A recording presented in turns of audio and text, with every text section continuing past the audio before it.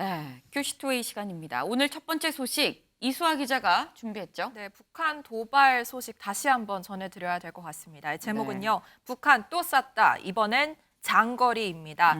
이 북한이 어제에 이어 오늘도 또 동해상으로 이 미사일을 발사했습니다. 사실 미사일을 발사했다 이 자체보다는 어떤 거를 쐈는지 그 종류가 더 중요할 것 같은데요. 네. 어제는 단거리 탄도 미사일로 지대포만 쐈다면 오늘은 장거리 탄도를 포함해서 3발의 고도발이 있었습니다. 이 오전 7시 40분에 장거리 첫 발, 이후 오전 8시 39분에 단거리 2발을 발사했고요. 첫 발의 경우에는 저희가 대륙간 탄도 미사일이라고 부르는 ICBM, 특히 신형으로 구분되고 있는 화성 17형이다라는 추정이 현재 나오고 있는 상황입니다. 이 첫 발의 경우에는 일본에서는 애초 일본 상공을 통과한 것으로 보고 한때 대피령이 내려지기도 했는데요. 이 일본 영상 잠시 보고 오시죠. の中か地下街や地下にある駅などに避難するよう呼びかけています。避難する建物はコンクリート造りなど日本列島を越えて飛翔する可能性があると探知しましたので J アラートにてその旨公表いたしました。その後当該情報を確認したところミサイルは日本列島を越えず日本海上空にて消失したことが確認されましたので訂正いたします。 네, 사실 일본은 지난달이었죠. 지난달에도 대피 경보가 내려진 적이 있습니다. 맞아요. 하지만 이번에는 사실 상공을 날아갔다는 일본 정부의 판단은 사실이 아니었던 것으로 현재까지 알려지고 있습니다. 일본 측은 열도에 닿기 전에 이미 동해상에서 미사일이 소실됐다, 발사 실패 가능성을 제기했는데요. 이 부분에 대해선 저희 군 당국도 현재 분석 중입니다. 네, 지금 북한이 어제에 이어 오늘 또 쐈는데 이번엔 장거리입니다. 저희가 이 여쭤볼 전문가 또 모셨습니다. 오늘도 어제에 이어서 양무진 북한 대학원 대학교 교수님 모셨습니다. 안녕하세요. 네, 안녕하십니까. 교수님, 이번엔 장거리입니다. 이건 어떤 의미가 있을까요? 지금 이제 장거리 하면은 그 사거리가 한 5,500km 네. 이상이라고 봐야 되겠죠. 네. 지금 이제 우리 국방부가 추정하는 것은 ICBM급이다 이렇게 할 수 있겠죠. 네. 17형, 북한식으로 하면 화성 17형이겠죠. 네. 아마 이것을 발사한 것은 그 아마 군사 기술적인 측면에서는 이것이 그 발사물이 가서 단분리가 잘 될 것인가 말 것인가 네. 뭐 이런 것을 볼 수 있고 또 정치 외교적인 측면에서는 미국 바이든 행정부의 대북 정책이 실패했다. 또 더 나아가서 미국의 중간 선거를 앞두고 이 북한 문제를 하나의 그 여론의 테이블에 올려놓고 네. 미국이 대북 적대시 정책을 빨리 폐기해 달라는 그런 압박의 메시지 있겠죠. 아, 하나 더 추가한다면은 네. 최근 한반도 상황에 있어 가지고 한반도 문제에 있어서 주도권은 한미가 가진 것이 아니라 북한 자신들이 가지고 있다. 이것을 과시하려는 측면도 있다고 분석합니다. 네. 지금 미국을 압박하면서 이번 이 문제의 주체는 우리다라는 거를 좀 얘기를 하고자 한다라는 말씀을 주셨습니다. 북한의 이런 어제에 이은 오늘까지 연이은 추가 도발, 여기에 우리 군은 어떻게 했는지가 중요하겠죠. 네, 우리 군도 대비 태세 유지하고 있습니다. 오늘 추가 도발 이후로도 이 합참 입장이 있었는데요. 이 합참 유엔 안보리 결의에 대한 명백한 위반 행위라며 강하게 비판했습니다. 이 내용은 영상으로 직접 확인해 보시겠습니다.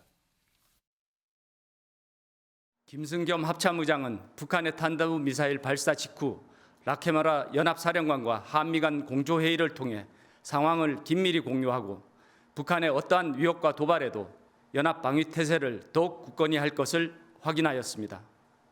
우리 군은 북한의 추가 도발에 대비하여 한미 간 긴밀한 공조하에 관련 동향을 추적 감시하면서 북한의 어떠한 도발에도 압도적으로 대응할 수 있는 확고한 대비 태세를 유지해 나갈 것입니다.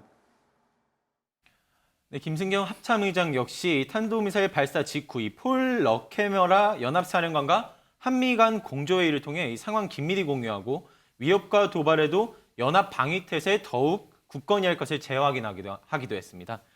또 북한 도발에 당초 오는 4일까지로 예정되어 있었던 이 한미 공중연합훈련, 비질런트 스톰 기간도 네. 연장하기로 결정했습니다. 우리 공군은 현재 미군 측과 훈련 연장 기간 등 세부 사항 협의 중인 것으로 알려지고 있습니다.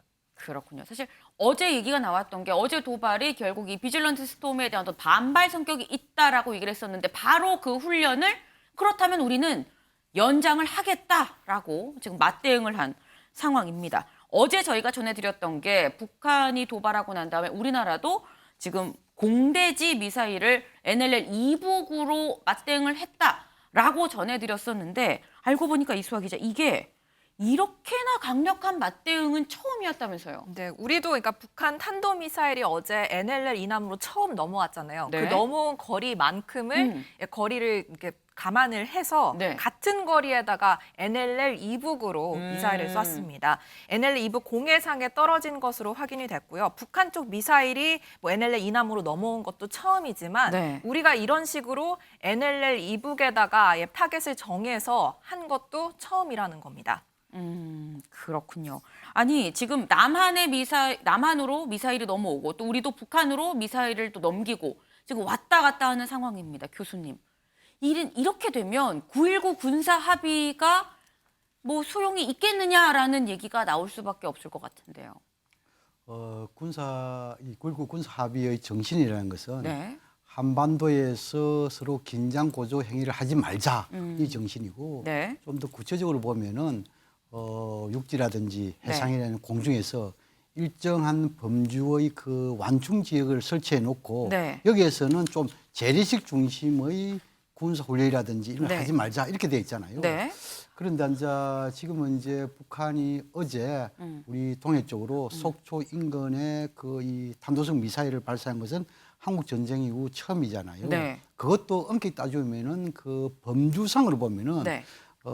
해상에서의 그 일정의 그 범주를 내에 들어가는 그런 측면이고 또 우리도 거기에 대해서 반대 급부 상에서 또 세 발의 미사일 쐈잖아요. 네. 이 또한 어찌 보면은 9.19 군사 분야 해상에서의 네. 이런 그 완충 지역 내에 들어가 주겠어요. 그렇다면 남북한 모두 닭이 뭐냐 계략이 뭐냐 이를 떠나가지고 네. 양쪽 다 어겼다. 9.19 군사 분야 합의에 대해서 어겼다 이렇게 볼 수 있겠죠. 네. 그러나 이러한 것은 정말 바람직스러운 것은 아니다.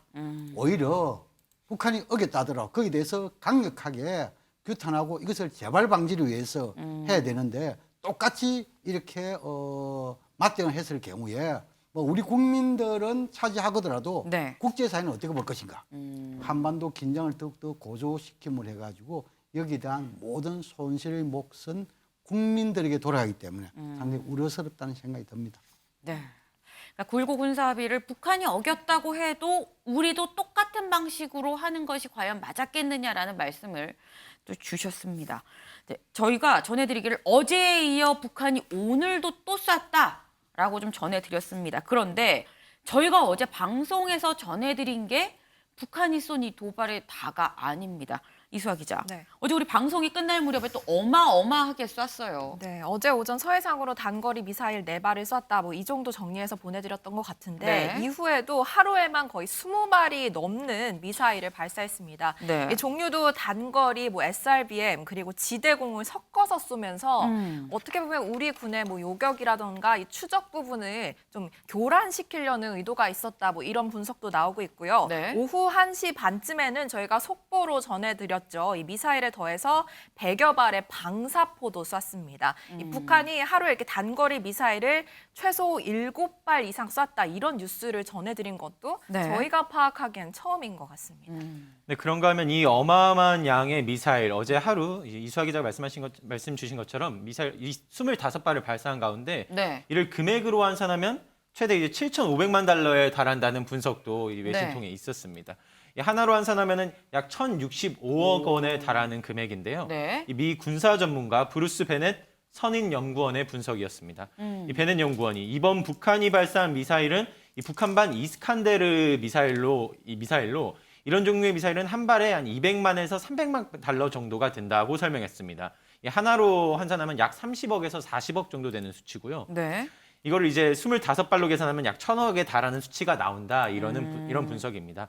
이제 북한이 지대공 미사일을 사용한 것은 이 중거리 미사일 등에 비해 저렴하기 때문에 이 비용 부담을 줄이려 했을 것이다라는 분석도 같이 있었습니다.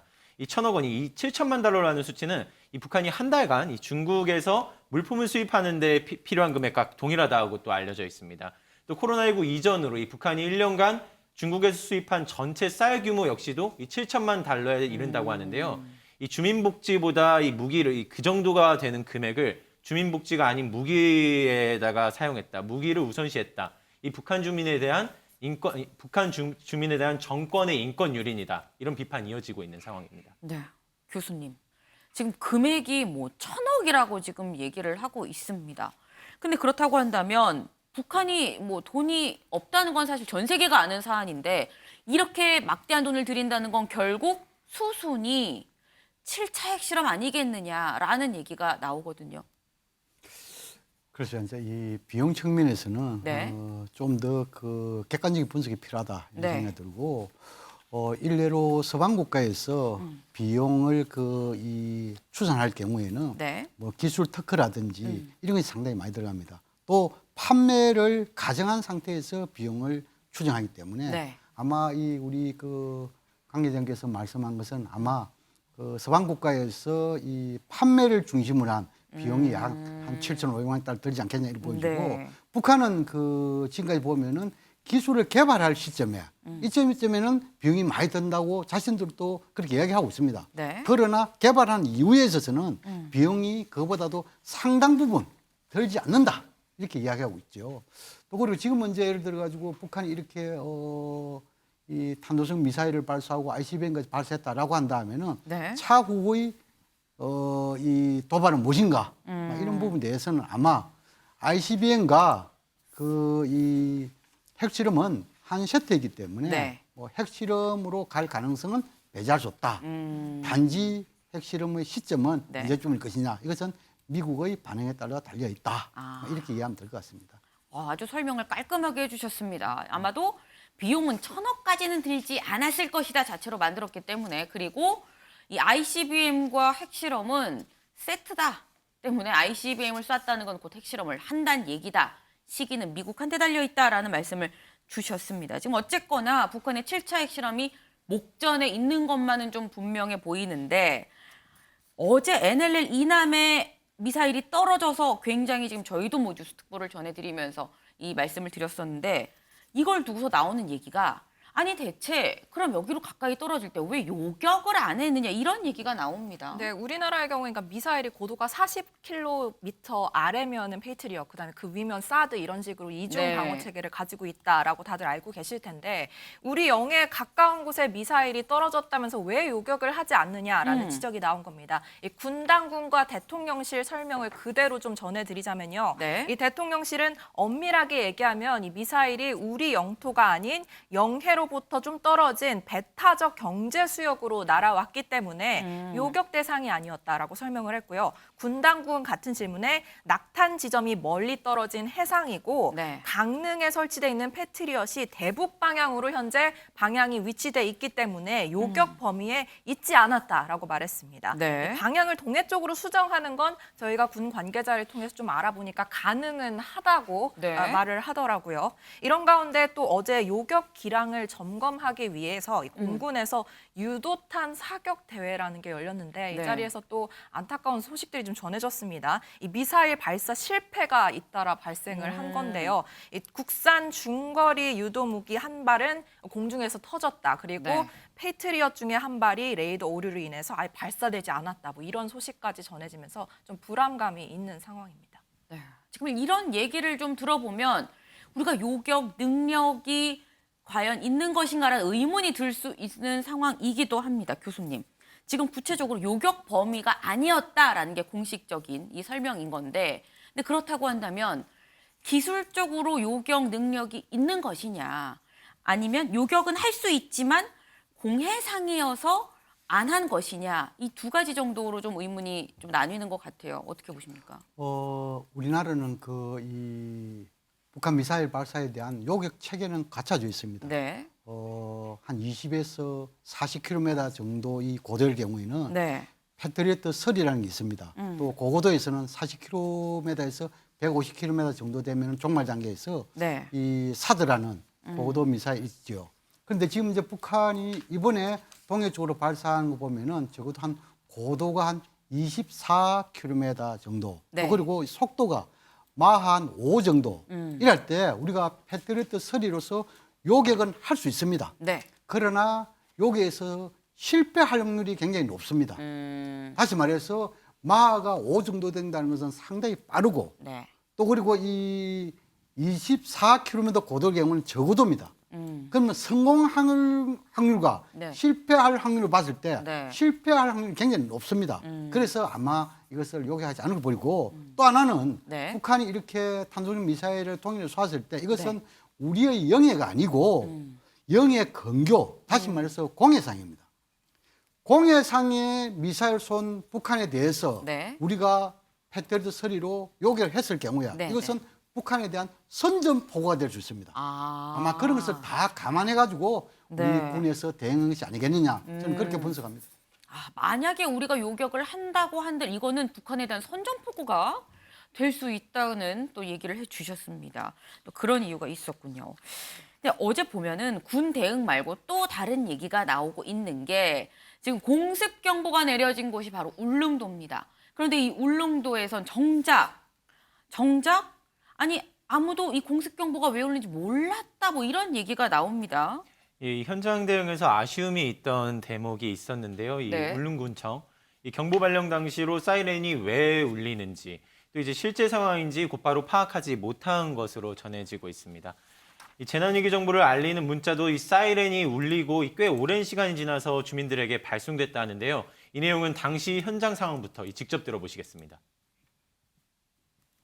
솔직히 외지에서 전화가 와서 저희들도 알았습니다. 이게 뭐지?